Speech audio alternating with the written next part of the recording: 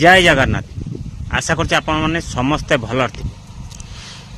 यात्रा सब बद लगी रही। बर्तमान से यात्रा स्वर्णमहल पुणी से चर्चित नाटक स्वामी पछे नरक को जी से नाटक पुणी वर्षा है स्टेज उपर चेयर कौ जगार चेयर चेयर माड़ा होती संपूर्ण वीडियो देखिए जापर। चलतु डेरी नक वीडियो स्टार्ट कर। हाय हेलो नमस्कार मो राजेंद्र आपण मन मोर आ गोटे वीडियो स्वागत। किछि दिन पूर्व आम बालेश्वर स्वर रे यात्रा स्वर्णमहल तार बहुचर्चित नाटक स्वामी पछे नरक को जी जो आमर हिंदू मुस्लिम जो सीन उपरे आमर दुर्दांत खलनायक नवघोष काशी शक्त मझी पिठी गोईठा पकई से पड़ जाते चेयर फेयर भी माड़ भी होता एमती होता किसी समय नाटक भी बंद होता।